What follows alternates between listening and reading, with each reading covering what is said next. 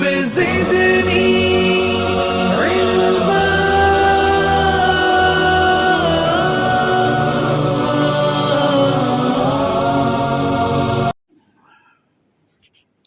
الحمد لله وحده والصلاة والسلام على من لا نبي بعده وعلى آله وأصحابه الذين أوفوا عهده.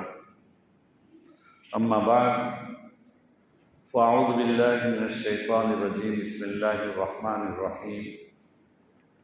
فلما بلغ معه السعي قال يا بني إني أرى في المنام أني أذبحك فانظر ماذا ترى. قال يا أبت افعل ما تؤمر ستجدني إن شاء الله من الصابرين. فلما أسلما وتله للجبين وناديناه أن يا إبراهيم قد صدقت الرؤيا إنا كذلك نجزي المحسنين. وفديناه بذبح عظيم وتركنا عليه في الآخرين سلام على إبراهيم. بزرگان محترم، عزیزو، دوستو،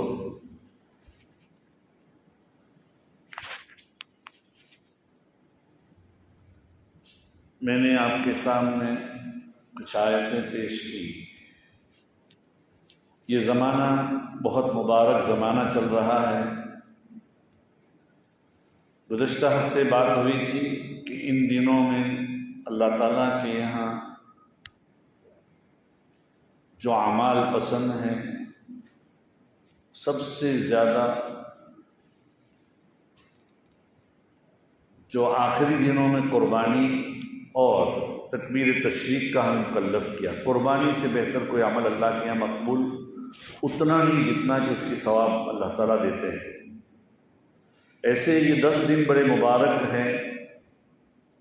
ان دنوں میں جو 4 چیزیں میں نے بتائی تھی، ایک تو عمل یہ ہے کہ بھائی ہم اگر حج میں نہیں جا سکے اللہ ہمیں لے جائیں گے انشاءاللہ، لیکن ان حج میں جانے والوں کی مشابہت اختیار کریں کہ وہ لوگ ان دنوں کے اندر اپنے بالوں کو نہیں کاٹتے، احرام کی حالت میں ناخن وغیرہ نہیں تراشتے وغیرہ. تو ہمیں بھی کہا، مکلف بنایا کہ تمہارے اوپر اگر قربانی ہے تو تم ان دنوں میں ان چیزوں کو نہ کاٹو. دوسرا یہ بتایا تھا کہ روزہ ان دنوں میں ایک روزہ 1 سال کے روزے کے برابر ہے، اور عرفہ کے دن کا روزہ 1 سال اگلے اور 1 سال پچھلے گناہوں کو معاف کراتا ہے. تیسرا جو عمل بتایا تھا عرفے کے دن کا روزہ، اور چوتھا یہ کہ تکبیر تشریق. تکبیر تشریق 9ویں ذی الحجہ کے شروع سے، صبح سے فجر کی نماز سے شروع ہوگی. 13ویں ذی الحجہ یعنی پیر کے دن شام تک، بدھ کے دن صبح سے لے کر اتوار کے دن عصر تک یہ تکبیر رہے گی. تو کل یہ 23 فرض نمازیں اور ایک عید کی نماز، کل 24 نمازوں میں یہ تکبیر تشریق کہی جائے گی. ہر آدمی پر یہ فرض ہے، واجب ہے، اور گھر کی عورتوں کے اوپر بھی اس کو پڑھنا چاہیے. ان دنوں کے اندر جن لوگوں کے اوپر قربانی ہے ان کے اوپر قربانی بھی واجب ہے. قربانی کی اصل کیا ہے؟ دیکھیے، میں نے آیت کریمہ جو تلاوت کی اس میں یہی بتایا گیا. حضرت ابراہیم علیہ السلام نے اللہ تعالیٰ سے دعا کی تھی، رب هب لی من الصالحین فبشرناہ بغلام حلیم. حضرت ابراہیم علیہ السلام کو بڑی عمر تک بچہ پیدا نہیں ہوا تھا، لڑکا. تقریباً بعض تفصیلی روایات سے معلوم ہوتا ہے بڑھاپے میں اللہ تعالیٰ نے لڑکا ان کو نصیب کیا. کہیں میں نے پڑھا تھا 86 سال کی عمر میں جب یہ بچہ انہوں نے خود دعا کی تھی اور اللہ تعالیٰ نے وہ دعا قبول کی، رب هب لی من الصالحین. اور قرآن خود کہتا ہے فبشرناہ بغلام حلیم، ہم نے ان کو ایک بردبار حلیم بچہ ان کی بشارت دی. اور پیدا بھی ہو گئے۔ پیدا ہونے کے بعد ان کے جو حالات میں نے بتائے تھے کہ مکے میں ان کو چھوڑ دیا، والدہ کو، ان کی والدہ کو چھوڑ کر اللہ حضرت ابراہیم علیہ السلام نکل گئے۔ اس کے بعد جب یہ بچہ دوڑنے کے لائق، یہ تو شیر خوار تھے، یعنی دودھ پیتے بچے کو چھوڑ کر گئے تھے، اور اس دودھ پیتے بچے کو چھوڑنے کی بنا پر میں نے بتایا تھا غالباً گزشتہ ہفتے کہ بچے کو اور جو وہاں رہتے ہیں ان کو پانی کی ضرورت ہوتی ہے۔ اگر پانی نہیں ہے تو ماں کے سینے میں جو دودھ ابلتا ہے وہ بھی نہیں آئے گا۔ پانی موجود نہیں تھا، حضرت ابراہیم چلے گئے تھے، اب کیا کریں؟ پانی کی تلاش میں حضرت حاجرہ علیہ السلام یہ صفا پر جاتی ہے، وہ پہاڑی تھی، صفا پر چڑھ کر دیکھے، اس لیے کہ پانی کی نشانی یہ ہوتی ہے کہ وہ ادھر ادھر کوئی پرندے اڑ رہے ہیں کہ نہیں، پرندے اڑا یہ نشانی ہوتی ہے کہ وہاں اتنے میں پانی ہوگا، یا نظر آ جائے، یا کوئی مرد کوئی آدمی نظر آ جائے۔ اس خیال سے حضرت حاجرہ صفا پر گئی، وہاں کچھ نظر نہیں آیا، وہاں سے چلی، بچے کو کعبۃ اللہ کے پاس چھوڑ کر جا رہی ہے۔ کعبۃ اللہ کے پاس حضرت اسماعیل جو ابھی دودھ پیتے بچے ہیں ان کو چھوڑ کر گئی ہے، کوئی ہے نہیں، اور وہاں جاتے ہوئے وہاں سے جب صفا سے پانی نہ ملا تو مروہ پہاڑی ایسے ہیں، تو صفا سے مروہ پر جاتے ہوئے بیٹے کے اوپر نظر ہے، کعبے پر نظر ہے، نظر بیچ میں عمارتیں نہیں تھی، آج کل تو نظر نہیں آتا، نظر کر رہی ہے کہ ہے یا نہیں۔ جب نیچے اتری ہے تو نیچے اترنے کے بعد تھوڑا سا، اب تو نہیں ہے وہ اتنی بار، وہ کھڈا جیسا ہوگا گہرا، یا کوئی ایسی چیز ہوگی کہ جس کی بنا پر نظر نہیں آتا تھا۔ تو ہوا یہ کہ حضرت حاجرہ وہاں جلدی تیز گامیاں دوڑتی ہوئی نکل گئی۔ حضرت حاجرہ وہاں سے تھوڑی، پھر اس کے بعد جب نظر آئے تو پھر چلتے چلتے جانے لگی۔ اللہ تعالیٰ نے ایسے صفا سے مروہ، مروہ سے صفا، پانی کی تلاش میں 7 چکر حضرت حاجرہ نے لگائے۔ اللہ تعالیٰ کو اتنے ان کی یہ ادا پسند آئی کہ اس ادا کی بنا پر ہر عمرہ کرنے والے یا ہر حج کرنے والے کے لیے صفا مروہ کی سعی لازم کر دی۔ 7 چکر کرو تبھی تمہارا حج پورا ہوگا، 7 چکر اس طرح صفا سے مروہ، مروہ سے صفا، اس طرح 7 مرتبہ تم جاؤ تب تمہارا حج یا تمہارا عمرہ پورا ہوگا۔ اللہ کو ان کی ادا اتنی پسند آئی۔ اتنے میں ہوا ہے کہ حضرت حاجرہ نے دیکھا کہ کچھ پرندے اڑ رہے ہیں بچے کے پاس، تو وہاں سے دوڑتے ہوئے آئی تو بچہ کیا ہے، پیر رگڑ رہا ہے اور وہاں سے پانی ابل رہا ہے۔ اللہ تعالیٰ نے پانی نکال دیا۔ ہوا ایسا کہ حضرت حاجرہ یہ پانی جب نکلا تو انہوں نے، یہ وہی زمزم پانی ہے جو آج ہم پیتے ہیں۔ حضرت بعض روایت سے معلوم ہوتا ہے کہ حضرت جبرائیل کے پر سے وہ نکلا، یا حضرت اسماعیل کے پیروں کے رگڑنے کی بنا پر بچہ بل بلا رہا تھا پانی کی وجہ سے، رو رہے تھے حضرت اسماعیل جو بچے تھے، تو ان کے پیروں کی رگڑ کی بنا پر اللہ تعالیٰ نے پانی نکال دیا۔ روایتوں سے معلوم ہوتا ہے کہ اگر حضرت حاجرہ اس کی مڈیر نہ بنا دیتی، پہاڑی نہ بناتی، تو پوری دنیا میں یہ پانی پہنچ جاتا، ہر جگہ سیراب، لیکن انہوں نے مڈیر کر دی۔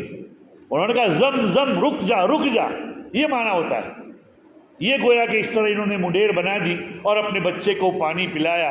آج ان کی یادگار میں اتنا ٹنوں پانی روزانہ نکلتا ہے، لیکن اللہ تعالیٰ نے اس کے پانی، اور دنیا کے سارے بڑے بڑے اسکالر نے اس پانی کے بارے میں یہ کیا، اس کے اندر اتنی طاقت اور اتنا مبارک پانی ہے، کسی قسم کا جراثیم نہیں رہتے، سال ہا سال تک اس کو رکھا جائے اس کے باوجود بھی اس کے اندر جراثیم نہیں پڑتے، ورنہ ہم جس کو ہمارے یہاں پورا کہتے ہیں، پورا پڑتے نہیں اس کے اندر، بلکہ ہوتا یہ ہے کہ وہ پانی جیسا وہ کیا ہے، اس کے اندر اگر ملایا جائے تب بھی نہیں ہوتا، بعض یہ کہتے ہیں۔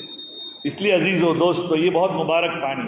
تو حضرت اسماعیل علیہ السلام کی یہ یادگار ہیں، حضرت حاجرہ کی صفا مروہ کی۔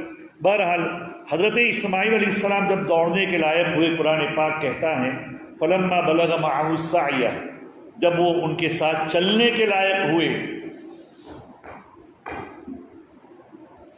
اللہ تعالیٰ نے حضرت ابراہیم کو خواب بتلایا، اور انبیاء کا خواب حجت ہوتا ہے، وحی کے درجے میں ہوتا ہے۔ اللہ نے حضرت ابراہیم کو خواب دکھلایا کہ وہ اپنے بیٹے نور نظر کو، حضرت اسماعیل کو ذبح کر رہے ہیں۔ چھری پھرا رہا اتنا دیکھا، گلا کٹ گیا یہ نہیں دیکھا، روایتوں سے معلوم ہوتا ہے۔ یہ خواب، نبی کا خواب حجت ہوتا ہے، اور اللہ تعالیٰ انبیاء کو آزماتے۔ حضرت ابراہیم کے لیے بڑی آزمائش تھی۔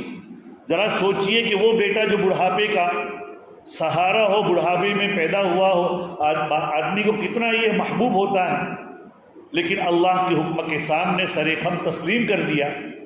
بیٹے کو لے کر جا رہے ہیں، قال یا بنی انی اری فی المنام، میں خواب میں دیکھ رہا ہوں، انی اذبحک، میں تجھے ذبح کر رہا ہوں، فانظر ماذا تری، ارے تو سوچ لے تیری کیا رائے۔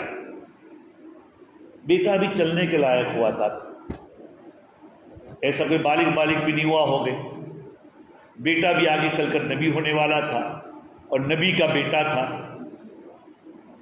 تو کیا بیٹا بھی اتنا فرما بردار کہ بیٹے نے یہ کہا یا ابت افعل ما تؤمر، ابا جان جس کا تمہیں حکم دیا گیا ہے اسے کر گزرو۔ یہ ان کی تربیت کا اثر، یہ ان کے مستقبل کے نبی ہونے کی ایک اللہ تعالیٰ نے ان کے اندر جو چنگاری رکھی تھی، ان کے اندر جو ایک صلاحیت رکھی تھی، اس کا اثر تھا۔ اللہ تعالیٰ نے اور ساتھ ہی ساتھ اپنے تواضع کا اظہار کرتے ہیں کہ آپ تو کر گزرو، ستجدونی انشاءاللہ من الصابرین۔ یہ نہیں کہا کہ میں صبر کروں گا، بلکہ یہ کہا اگر اللہ نے چاہا، اپنے صبر کو بھی اللہ کے اوپر، اللہ کے حوالے کیا، ستجدونی اللہ سے مفوض کیا، اللہ چاہے گا تو میں انشاءاللہ آپ مجھے صابر پاؤں گے۔ یہ نہیں کہا ارے میں ایک اکیلا صبر کرنے والا نہیں، دنیا میں بہت سے لوگوں پر حالات آتے ہیں، وہ صبر کرتے ہیں، ان من جملہ صبر کرنے والوں میں بھی ایک صابر بن جاؤں گا انشاءاللہ۔ بعض تفسیری روایتوں سے معلوم ہوتا ہے کہ حضرت اسماعیل نے کہا، بڑے اللہ تعالیٰ نے بڑی حکمتیں دی تھی کہ ابا جان مجھے آپ لٹا دیجئے، اور اونھے منہ لٹائیے۔ حضرت والا تھانوی رحمۃ اللہ علیہ تو کہتے ہیں پہلو کے بل لٹایا، فلما اسلم وتلہ للجبین، اور ان کو پہلو کے بل لٹایا۔ لیکن دوسرے مفسرین یہ بھی کہتے ہیں کہ اونھے منہ لٹایا، اس لیے کہ حضرت اسماعیل نے یہ کہا تھا کہ ابا جان آپ مجھے اونھے منہ لٹانا تاکہ شفقت پیدری، باپ کی شفقت تم پر غالب نہ آوے، اور تم حکم رب کو پورا کرنے میں کہیں ایسا نہ ہو کہ ہچکچا جاؤ۔ بعض روایت سے معلوم ہوتا ہے کہ اپنے آپ کو خون سے بچانا، میرے خون سے میرے کپڑے نکال دو تاکہ میری اماں کو میرے کپڑے پہنچا دینا، میرا سلام کہنا، یہاں تک کہہ دیا حضرت اسماعیل، اور پھر کہا کہ میرے کپڑے ان کو دے دینا۔ وَتَلَّهُ لِلْجَبِينِ، ان کو اونھے منہ لٹایا یا پہلو کے بل لٹایا۔ حضرت والا تھانوی رحمۃ اللہ علیہ نے پہلو کے بل لکھا ہے، وَنَادَيْنَاهُ يَا إِبْرَاهِيمُ، ہم نے کہا اے ابراہیم قد صدقت الرؤیا، تم نے اپنا خواب سچ کر کے دکھلایا۔ ہوا یہ کہ حضرت ابراہیم علیہ السلام ذبح کرنے چھری پھرا رہے تھے، حضرت اسماعیل کے گلے پر، لیکن اللہ تعالیٰ نے حضرت جبرائیل کو میڑھا لے کر بھیجا، میڑھا یعنی گھیٹا، اور آواز لگائی اے ابراہیم۔ حضرت ابراہیم نے پیچھے دیکھا، گزشتہ ہفتے اس سلسلے بات ہو گئی ہے، ہم نے پکارا اے ابراہیم۔ روایتوں سے معلوم ہوتا ہے کہ حضرت ابراہیم کے حوالے کیا، اور حضرت ابراہیم نے اس چھری کو اس کے اوپر، اس مینڈے کے اوپر چھری چلائی۔ اور یہ بطور فدیہ کہ اللہ تعالیٰ نے دے دیا. تو وَنَادَيْنَاهُ يَا إِبْرَاهِيمُ قَدْ صَدَّقْتَ الرُّؤْيَا، آپ نے اپنا خواب سچ کر کے دکھلایا. اِنَّا كَذَلِكَ نَجْزِي الْمُحْسِنِينَ إِنَّ هَذَا لَهُوَ الْبَلَاءُ الْمُبِينُ. یہ بہت بڑی آزمائش تھی، کھلم کھلا آزمائش تھی. ہم نے اس کے بدلے میں، تم آزمائش پر پورے اترے ہو تو اس کے بدلے میں ذبح عظیم یعنی بہت بڑا ذبیحہ بھیج دیا. بہت بڑا ذبیحہ تھا بھائی، اس لیے کہ یہ قبول ہی ہو گیا. آسمان سے جو میڈھا آیا تھا، بعض روایت سے معلوم ہوتا ہے یہ میڈھا وہی میڈھا تھا کہ جب قابیل اور حابیل جو حضرت آدم علیہ السلام کے دو بیٹوں کے اندر آپس میں جھگڑا ہو گیا، اس لیے کہ حضرت حوا سے قاعدہ اس شریعت کا، ہر شریعت کا الگ الگ قاعدہ ہوتا ہے، دنیا کی نسل چلانا تھا. تو حضرت حوا کے پیٹ سے ہر مرتبہ ایک لڑکا اور ایک لڑکی پیدا ہوتی تھی، اور قاعدہ یہ تھا کہ ایک لڑکا اور ایک لڑکی، اور اس کے بعد والا جو لڑکا اور لڑکی ہو تو ادھر کا لڑکا ادھر کی لڑکی کے ساتھ اور ادھر کا لڑکا ادھر کی لڑکی کے ساتھ شادی کرے گا. بھائی بہنی ہوتے، لیکن وہ اس شریعت میں ایک قاعدہ تھا. تو قابیل کے ساتھ جو لڑکی تھی اس کو شادی کرنا تھی حابیل کے ساتھ، اور حابیل کے ساتھ جو لڑکی تھی اس کو شادی کرنا تھا قابیل کے ساتھ.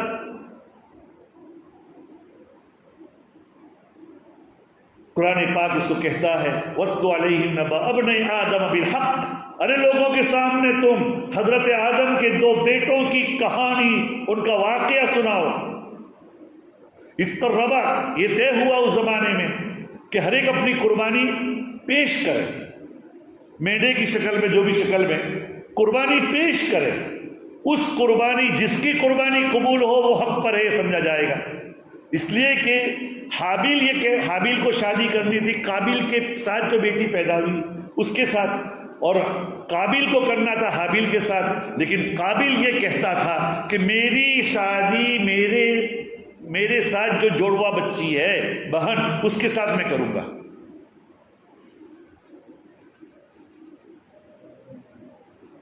اب ان دونوں کی قربانی طے ہوئی ایسی کہ قربانی پیش کریں. اذ قربا قربانا فتقبل من احدهما ولم يتقبل من الاخر.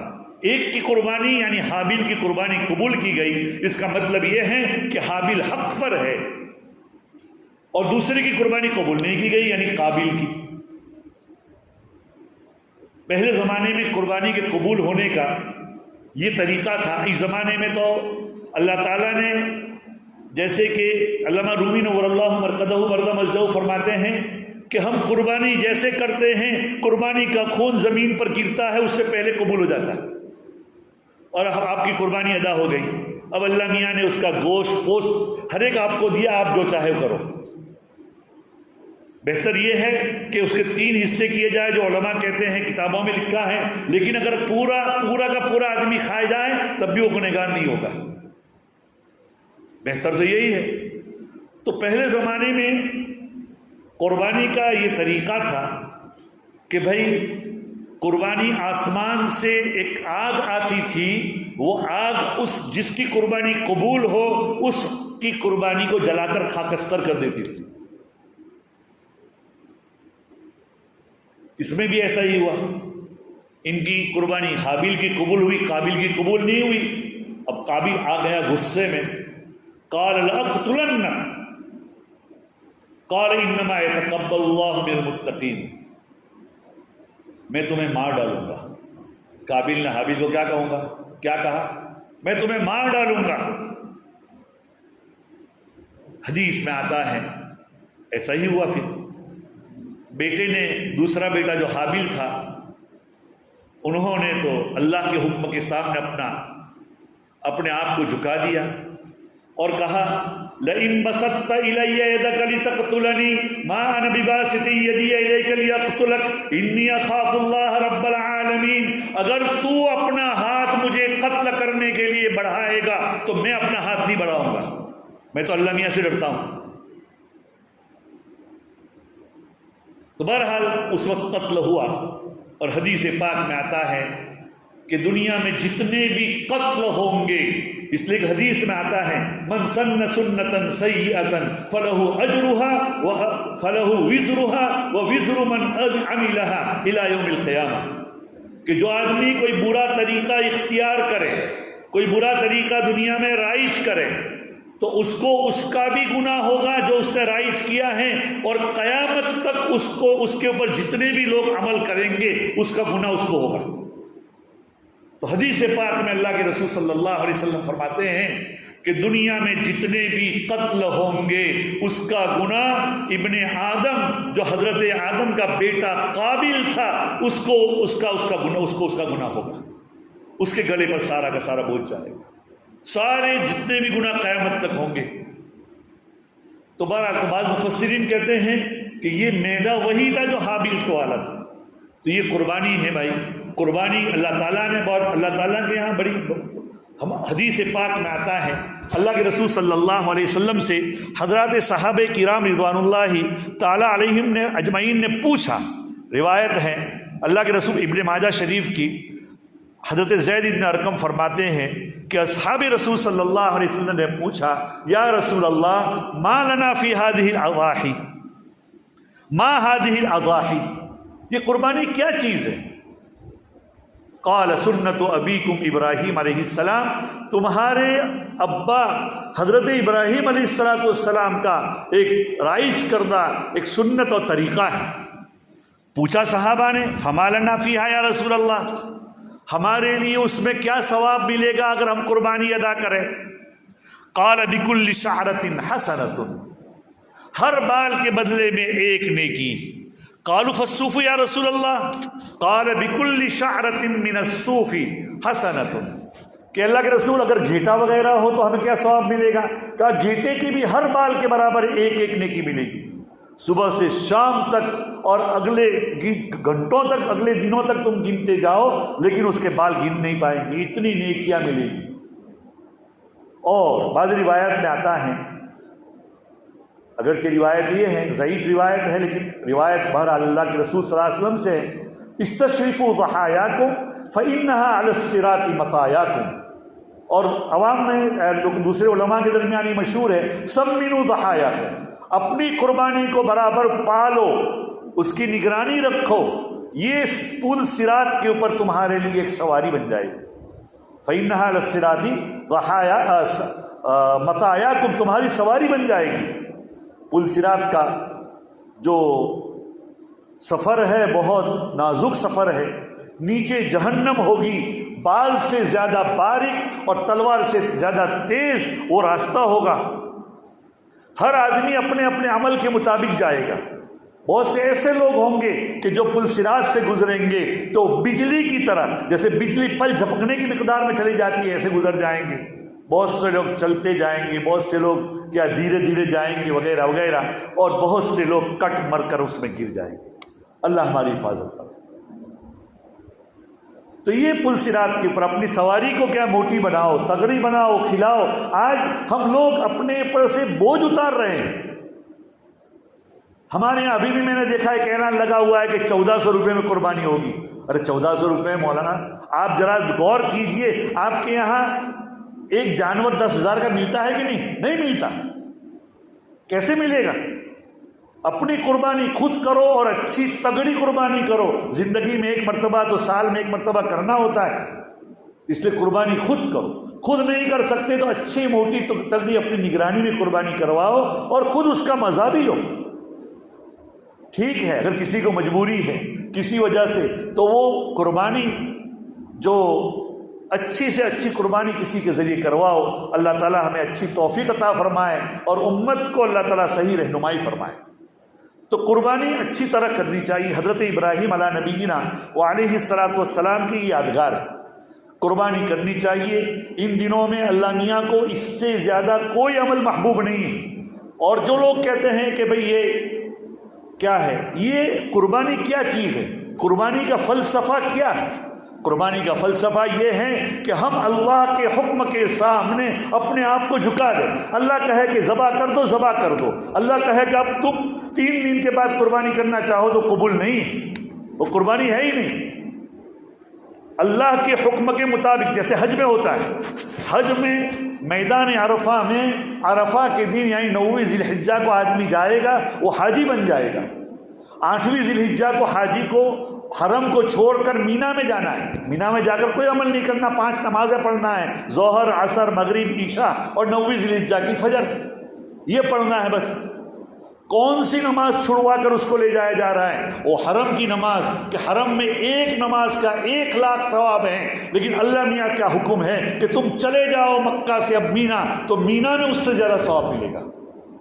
اور دنوں میں تم مینا جا کر تم نمازیں پڑھتے رہو، وہ ثواب نہیں ملے گا۔ اسی طریقے سے اور دنوں میں، سال کی 359 دنوں میں عرفہ کے میدان پر جا کر آپ کھڑے رہو، گھنٹوں کھڑے رہو یا دنوں تک کھڑے رہو، تمہیں وہ ثواب نہیں ملے گا۔ تو اللہ کا یہ حکم ہے، اللہ کے حکم کے سامنے اپنے آپ کو سر تسلیم، اللہ نے کہا ذبح کرو، اور ذبح کرنے کے بعد وہ گوشت بھی ہمیں دیا جاتا ہے، آپ کھا لو، پی لو، تقسیم کر لو، اپنے عیزہ قاریب کو دو، غربا کو دو، بس اتنا ہی اللہ تعالیٰ کا مطلوب ہے۔ پہلے زمانے میں تو قربانی کا اس طرح گوشت کیا جاتا تھا، جل جاتا تھا۔ تو بہرحال قربانی ان دنوں کے اندر اللہ میاں کو بڑا پسند ہے، اس کا اجر بھی بہت زیادہ ہے، اور چاہیے تو یہ تھا کہ آدمی خود اپنے اوپر اگر لازم ہے تو خود اپنی قربانی کرے، اور اپنے اگر عیزہ قاریب کی طرف سے بھی قربانی کرنا چاہیں، اگر وہ زندہ ہیں اور ان کے اوپر واجب ہیں، جیسے اپنے اولاد ہیں ان کو، تو ان کو معلوم ہونا چاہیے کہ میرا باپ میری طرف سے کرتا ہے، یا ان کو مطلع کر دے، تب ان کا فریضہ ادا ہوگا۔ اور اگر ہر سال ادا ہوتا ہے تو ہر سال کہنے کی ضرورت نہیں، اگر معمول ہے، لیکن کسی اور کی طرف سے کرتا ہے تو ان کو کہہ دے کہ ہم تمہاری قربانی کرتے ہیں۔ اور اگر مرحومین کی جانب سے کرے تو یہ ایک نفلی چیز ہے، تو یہ بھی یہ کر سکتے ہیں۔ اللہ تعالی ہمیں ان دنوں کی قدر کرنے کی توفیق نصیب فرمائیں، اور قربانی جن کے اوپر واجب ہے اللہ تعالی ان کو ادا کرنے کی توفیق نصیب فرمائیں، قربانی کے سارے مراحل امت کے اوپر آسان فرمائیں، کسی رکاوٹ سے اللہ تعالی ہماری حفاظت فرمائیں۔ وآخر دعوانا ان الحمد للہ رب العالمین، سبحان اللہ وبحمدہ۔